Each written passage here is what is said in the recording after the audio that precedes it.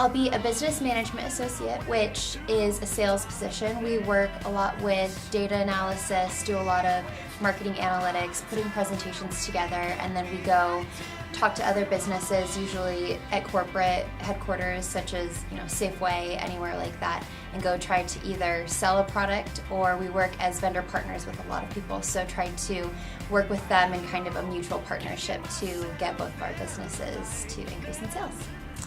I get along knowing you won't be here.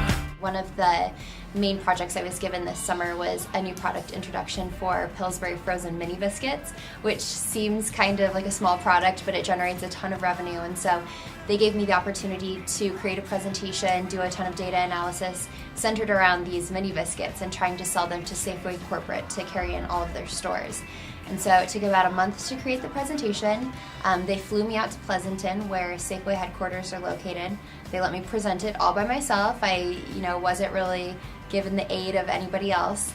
And so I talked to the brand managers there, really, people up high within the company, and I heard from them about a week later, and they had decided to carry the product in their stores.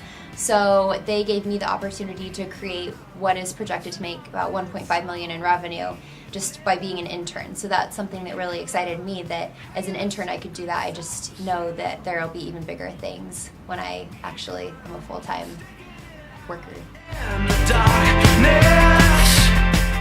General Mills is a consumer packaged goods company. It's one of the largest food producers in the world.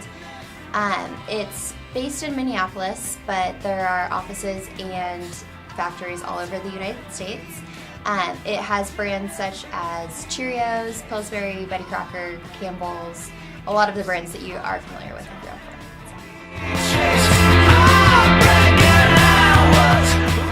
I was looking for internships online. I wasn't having any luck. I was looking at places like ESPN, Nike, places that everybody wants to work for, but it's almost impossible to get a job there. I was contacted by Dave Whitney, who got in touch with the recruiter that was coming to campus, and he asked him if he thought there were any candidates that would be good for the position, and he gave him my name.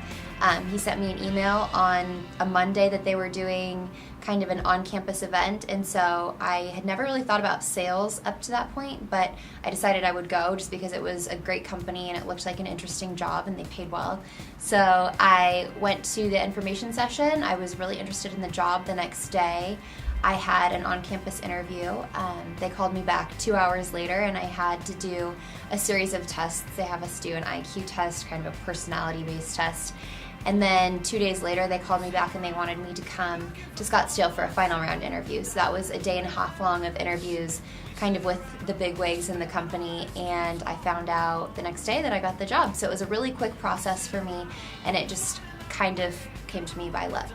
And then I interned with them that summer, and then I was offered a job at the end. So I decided to take it because I loved working there. At first, I got the job because of a personal reference, which was Dave Whiteka had referenced me to the recruiter. I think that in the beginning, it was based off of my resume. I had a 4.0, so I think that kind of caught their eye, as well as different leadership positions, not only being involved in a club, but having a leadership role within a club. During the first rounds of the interview process, I think it was kind of personality-based and being able to joke around and be friendly and kind of personable, because that's really important with sales and business to business especially. And then when I got to the final rounds, it was really important to demonstrate my interview skills, how well I spoke, and then kind of my ability to demonstrate analytical skills, which are kind of central to the job. So it was a combination. It was a combination of the people, the company, and then I really liked what the work I was doing at the job. It kind of tied into the marketing major with a lot of data analysis and the opportunity to present and get to go travel and, On the evening, we kick around. I don't really know exactly where I want to go professionally. If I like General Mills, which I certainly see myself staying there for a while, I would probably continue on the path there. Which will eventually lead me to Minneapolis for a few years, and then trying to get to an upper management position. But no matter what, I would like to go get my MBA. I'd like to go to graduate school. That's been a personal goal of mine for years. So I'd like to do that, hopefully, at a Ivy League school, one of the top schools. So I would like to do that, but I think you'll find that when searching for, schools to attend, they pretty much always require real world work experience. So that's something that I'm trying to attain now and then create the best application possible. But those are my professional goals.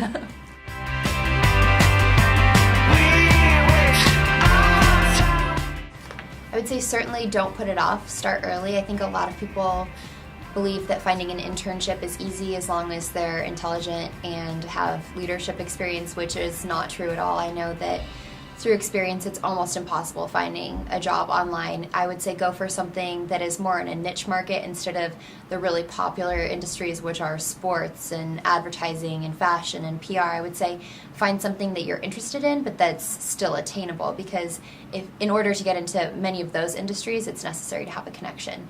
So I would say try to make in-person connections, go to the career fairs, meet recruiters, find out what you're interested in. It's never too early to start. So I would say just be yourself, never be afraid to talk to people, and network.